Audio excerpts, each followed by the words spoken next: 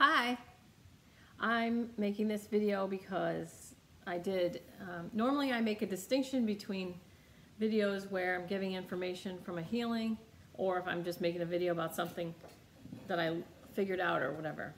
And I spoke with somebody whatever day and I made 3 videos that are called Alien 1, 2, and 3, and I asked the person, I said, what do you want me to call the video? What do you want me to call the video? He said Alien. And so that's what I named it. But I'm gonna try and edit that so that it makes it clear that the video was to a specific person. The reason that this distinction is important is because if I'm doing healing, say if I'm making a video because of a healing, I didn't do an actual healing on this person. That's why I didn't make that distinction in the title of the video. When I do a healing on someone, the information that comes through is specific to that person. So it is different than what I would have post about, something I figured out on my own. It's very interesting how this all went down, but it was a very important piece. I had to cry yesterday morning because the way this went down was really beneficial, but I just want to explain. I spoke with someone on the phone, and in response I made these videos, so I didn't consider it a healing. The thing is, anyone who watches my videos, they know when it says healing from da-da-da, they know that the information is for a specific person. So most of the people, I would say, know that if I'm doing a healing on say a liberal person, someone very liberal, I could say along the lines of like what I said in the alien ones about don't get yourself balled up in political correct language, because you're hurting yourself by projecting thoughts and feelings onto people who are just not so into the words, because this person who I talked to happens to be extremely intelligent and intellectually smart. So this video is in response to him, but also clearing up some things that may not be clear in my alien series, alien videos, 1, 2, and 3. So to a liberal person, I might say, don't hurt yourself thinking that people who say this think that. Or so I might say to a liberal person, ease up on the intellectual, squeezing and, lighten up a little. And then to a conservative person,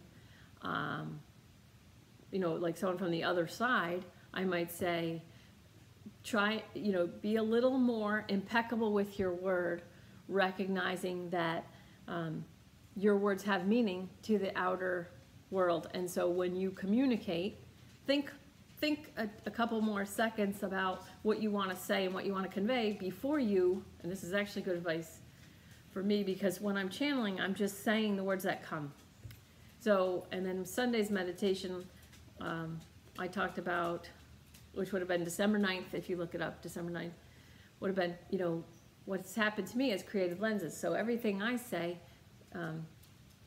I experience the world through lenses because of what's happened to me, and then I speak out through my lenses, and whoever you are listening, you receive what I'm saying in through your lenses. So there's my lenses, or my experiences created my lenses. So my lens is out, your lens is in. And so to someone who's not impeccable with their word, I would say, I would advocate or give them the channeled advice of be more impeccable with your word. Okay, but to someone who's extremely impeccable with their word to the point where they're causing themselves harm by expecting other people are also being impeccable with their word, and so they're reacting to someone else's lack of impeccability with their words. So somebody else is just throwing words around, can upset someone who is totally impeccable with their word, because they speak out through their lenses. It's important to be impeccable with the word, and then they react to other people who are putting out lack of impeccability with their words. They're just saying stuff, or maybe they're even intentionally saying stuff to trigger people, maybe, and then the person is receiving that, you know, in a different way. So someone who's extremely impeccable with their word, I might say, you know, don't hurt yourself with what's coming back. What do you hear people saying? Lighten up. And someone who's just throwing stuff out there, I may say, think about what you're doing when you say what you say. Is that really what you want to say? Okay, so I didn't make that distinction. And I know I felt that I did trigger someone with one of the alien videos, and I in a way, it wasn't really fair for me to put out a video like that without making the distinction that it was in the title, that it was for someone specific. And so I was speaking specifically to someone who's really, really impeccable with their word, and that's how their ego controls them. Okay, so that said, that person that I made those videos for, not the person who was triggered, but the person I made the videos for, watched them a couple times and then said to me, stop saying, I'm not so smart. I'm not so smart. So I say that a lot in my videos, and I say that a lot about this person's father who I channel, that I'm not as smart as him. And if I were more impeccable with my word, I would be able to say, I'm not so intellectual as your father. I'm not so careful with my words. I have more freedom in my vocabulary. And that doesn't mean I'm not smart, because I know his father could not do what I can do. So, you know, but I also want to say, the reason I'm doing, it's so important for me to do the Tao 81-day deep deepening, that I think I'm going to start it in February. I have to get a website first. I have to get my website done first. But the 81-day Tao program that I want to do, it's going to take you deeper into the Tao. And it's 30 minutes every morning. I'm going to start at 6 to be finished by 6:30 live stream. But you don't have to be there live stream. When when people think the word smart is good, they think when I say I'm not so smart or I'm not so intellectual, I'm not so smart, they think it's bad. It's a bad thing to say. When I don't have nothing bothers me about it. Nothing bothers me. I'm not putting myself down. And so here's one of the things. It's like, I'm putting it out there. I'm not so smart. I'm not as smart as your dad, okay? Or my friend Kelly. I'm not as smart as you are. I'm not as smart as you are. They take that in as me putting myself down, but I'm actually not, because I don't have an attachment to being smart. I don't care. I don't need to be smarter than I am. I got far enough with as smart as I am, and I used to say, I'm glad I killed as many brain cells as I did, because really dumb people would piss me off. When I was a teenager, in like 20, it's like, I'm glad I killed as many brain cells as I did, because it gives me more patience for dumb people. And I said that as a joke, and I have a different kind of sense of humor, and if you need me to be always on top of my speech, this relationship is not going to work. You're going to get triggered by me, and I'm sorry if you do get triggered by me, but as a good friend told me yesterday,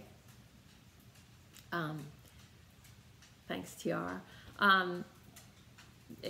maybe it's your job to trigger people, because that's the key to growth. Okay, so maybe that's what it is. But if I'm always on top of my vocabulary and always like, it's so impeccable with my word that I'm turning myself into an intellectual, and that's not who I am. It's not who I want to be. Okay, I really enjoy freedom. I like the freedom to be able to joke. I I like the freedom to say whatever I want. And so so the Tao is so important because judgment is where all pain ends up coming from. So judgment of good or bad, and then resistance, and then pain. So all pain and suffering comes from resistance. I channeled this a long time ago, and so I get it. And then the Tao mirrors that and I can take people deeper using the Tao, because I want to tell you, like, when I say I'm not as smart as Kelly or as this person's father or this person, you know, I'm not as smart as these people. I'm fine with that. I don't need to be any smarter than I am. I'm doing fine. I think a lot of times the people who are really smart are the people who have the highest levels of anxiety. Because they can mentally try much, much harder than me. And the thing is, I watch these videos. I watch videos to find out what someone thinks, how somebody feels and thinks. And then I watch them go through their process. There's one man, was a guy, started off as a guy, transitioned to a woman, transitioned back to a guy, transitioned back to a woman, transitioned to a guy, and then one of the videos, because I've watched a couple of him. So I've seen him as a man and a woman, and he's gorgeous, and he shows his pictures and stuff. Anyway, I love videos of listening to people talk because I can just listen, and they're not looking for input from me. But I can write in the bottom, you know, I can write a comment saying, beautiful, you know, way of speaking your heart. And I learned on Twitter that if I like a comment for someone speaking their heart, I can get attacked because anyone who is on the other side thinks that I'm rallying behind. And I didn't understand that at first, and then I had to go into stuff, and so I used to try and help the sides stop fighting, you know, try and not do, help the sides stop fighting. So people would say, why would anyone vote for so-and-so? And I'd say, because this is why. And then they would think I voted for that person, because I could clearly explain why the people who voted, because I listened to those people. And then why would anyone vote for the other side? And I could say, because they voted for that person because of this. So I was taking these questions as if they were legitimate questions. I was thinking that they really did want to know why, but it was a rhetorical question that I was actually answering for them, helping them understand. And this is why I make fun of helping, and this is why I make fun of trying. Trying is not doing, so I was trying to stop the fighting, and I was not doing it. I was making them dig their heels in, and now they're attacking me, and I'm like, what, you asked? So then I was helping them understand why. I was helping them by answering their question, legitimately, but they were asking a rhetorical question. And so my help only fueled the fire that was already there. So I was kind of at a loss. Like, I didn't understand how. So then, you know, I pray, how do I help in this? How do I help? And so then moving on. So I don't mind. I don't mind listening to criticism. I've gotten criticism of my videos from people who are like, you do this thing with your mouth, or you don't make any sense until the last 2 minutes when you wrap it up, and you know, all these things. And I take the feedback, you know, and then I gently and lovingly remind people that these videos are free. So, but they're trying to help me, and so I do take it in the spirit. So I'm going to take in this. Stop saying I'm not so smart. So I will work at not saying I'm not so smart, because when I was listening to him tell me this piece of feedback, when you say I'm not so smart, and then he said whatever he said, my angels take over, or I don't know, yeah, whoever I hear says basically it's not for me so much, because I'm not invested in being smarter. But if people are listening to me, because There are people who listen to me and they can feel my heart and they know that I just love them. And I'm working to try, but I'm helping in the only way that I know how, which is to explain where I'm coming from, explain my heart in this whole thing and how I see it, because from what I see, I hurt myself less than 90% of the people who are alive right now. And so I work to give my perspective, and so that is not a good thing to give to people who are working towards hurting themselves less, like me. Okay, now, I only have my experience. I only know my experience of my life. So I couldn't understand why, since I was tiny, and you know, I have a family that's divided politically. So since I was tiny, I used to think that it was too bad that my family, you know, would fight every Thanksgiving and Christmas. But now I see what a gift that was, because I really, really, really love both political sides. Okay, and of course there's more than just two, but I'm just making this point right now, is that I'm lucky that I love, love, love, love, love both sides of the major political whatever. And so I'm able to listen, I think, to most people. And I really like to listen to most people. And I truly feel that if you listen, that's why videos are important. When I listen to somebody tell me why they think what they think, I've never ever once watched a video where someone was truthful about the way they see the world and feel in the world and what they see. I've never watched one video ever where I didn't at least agree with one thing and see, but I also have a different life. Like, I only know my life. So when I'm listening to these people and they're intentionally sharing themselves, I can intuitively feel what they feel and see what they see. So I have a very lucky gift to be able to see the world through whoever's eyes lets me see through their eyes, okay? And I know that it's not a common thing that people can do or try to do or work at doing, is seeing, oh, you know, the elephant parable, you know, the elephant and the blind man, and like, oh, this is what I feel, this is what I feel.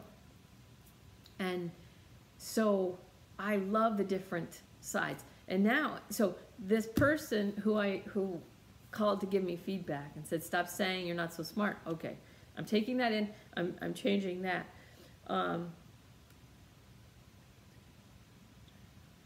Okay.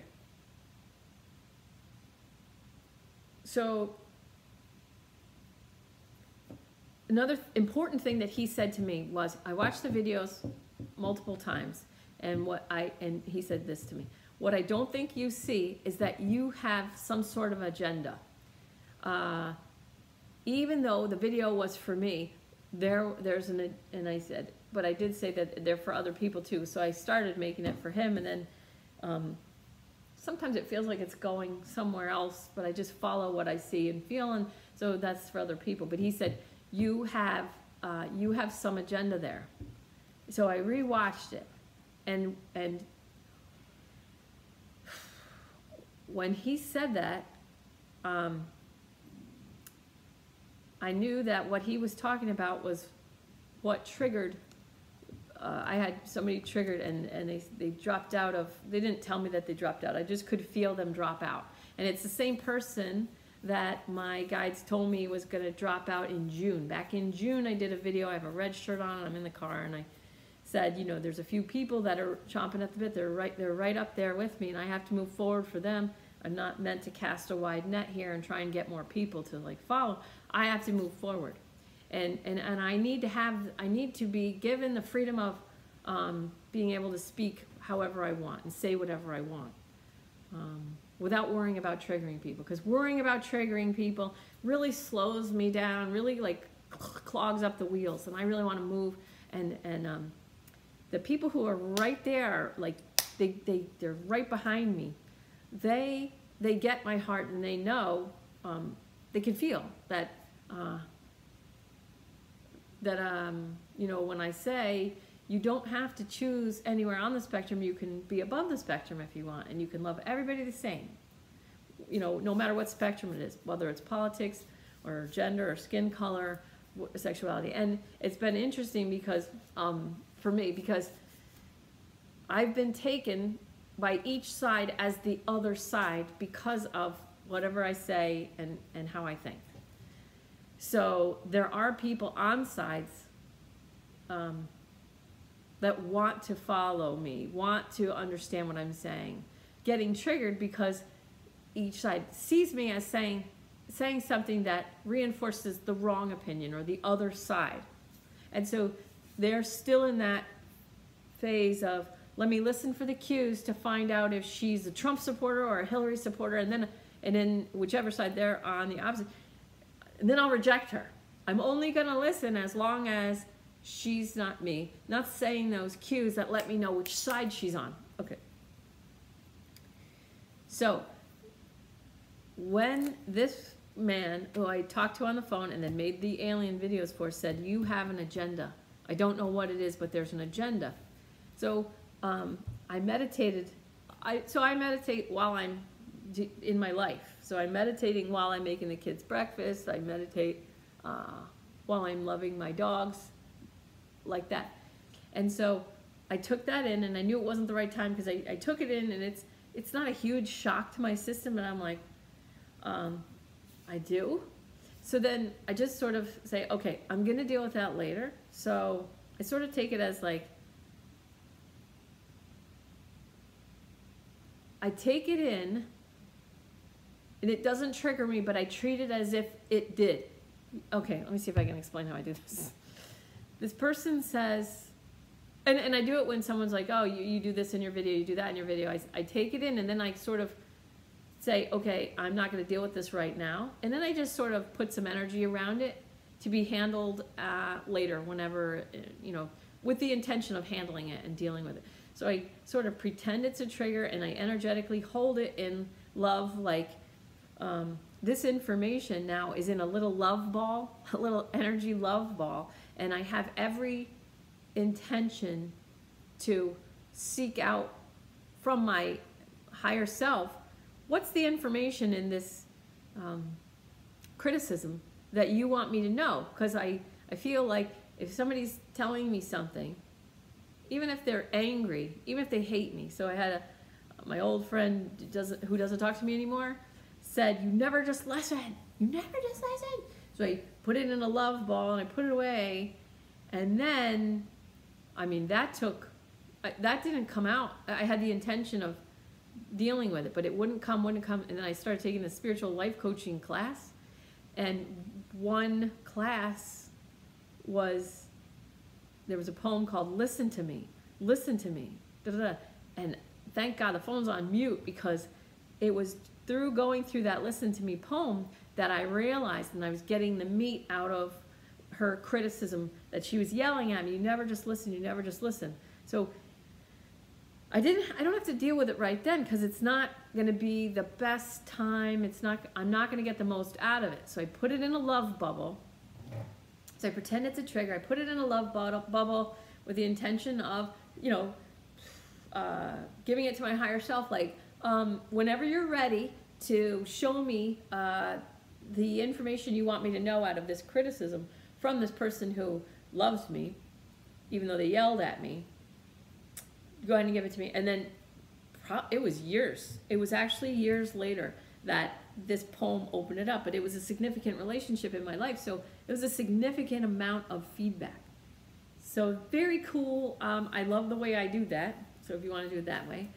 So this person says, you have some agenda. I don't know what it is, but I can feel that you have an agenda. My ego is going to go, no, I don't. But I respect this person. I have a relationship with this person, not as, you know, obviously just as a client. Okay, so I have a relationship. I have a respectful relationship with this person. So when they're giving me this criticism or feedback, but it's criticism, I put it in a love bubble, and I want to know from my higher self, tell me what you get out of this. And then I release it.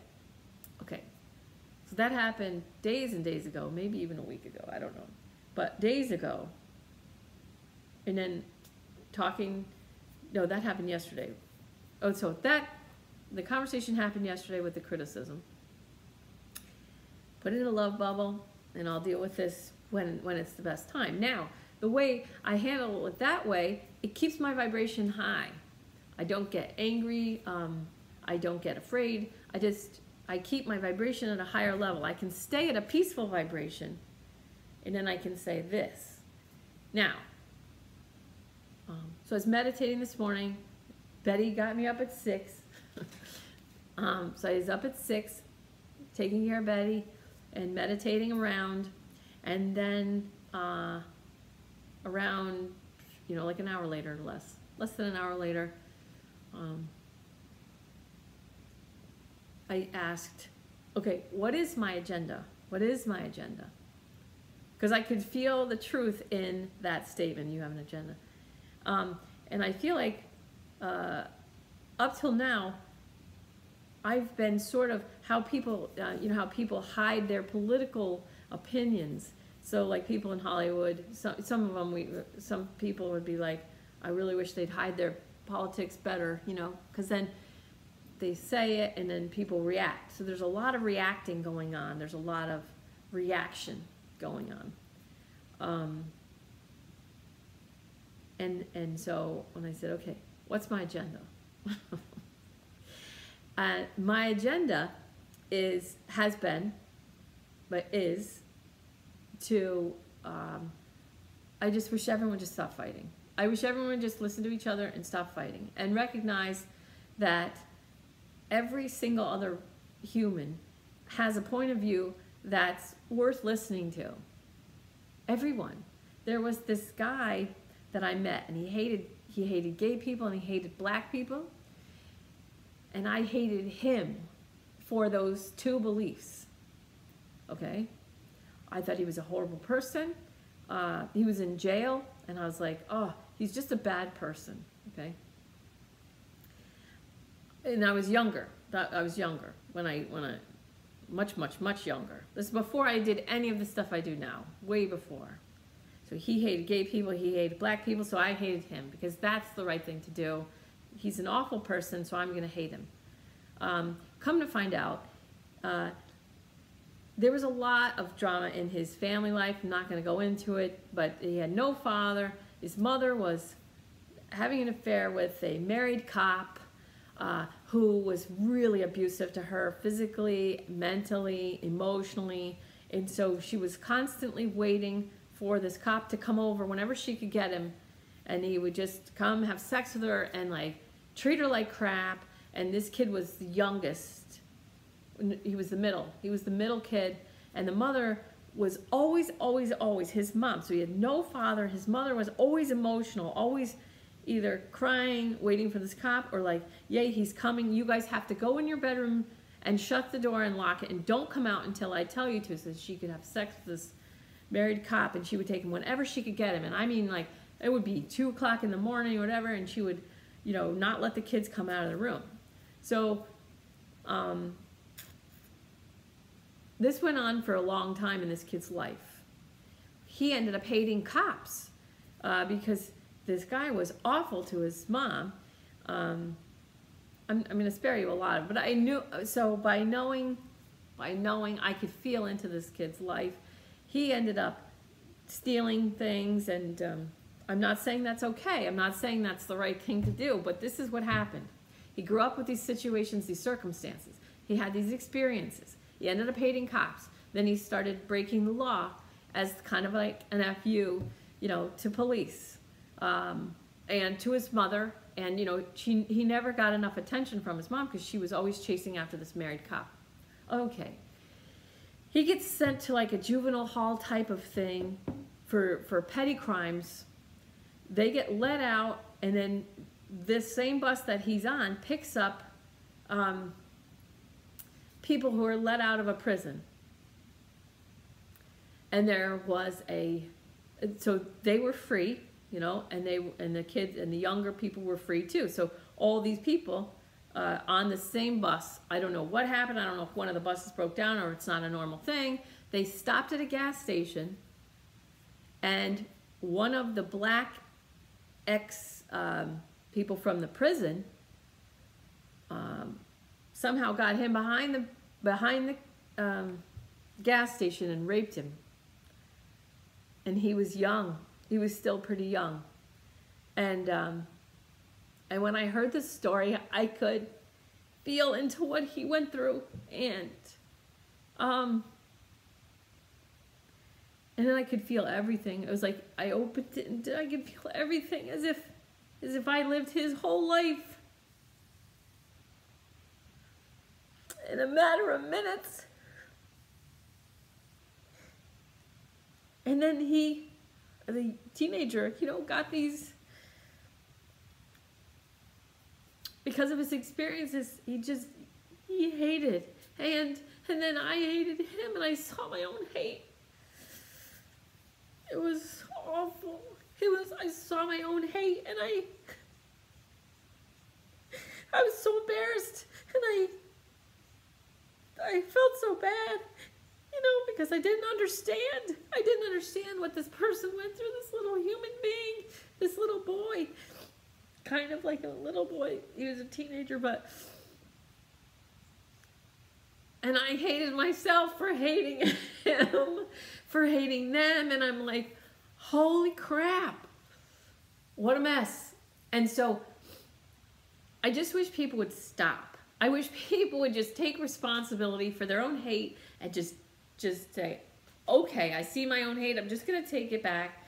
And so recently, the other day, I just spiritually ate as much hate. If you don't know what I do, I just try and eat as much hate as I can, process it, clear it out. And, you know, not knowing that he'd been raped by a black ex-con, I couldn't understand, you know, his hate. Oh, crap.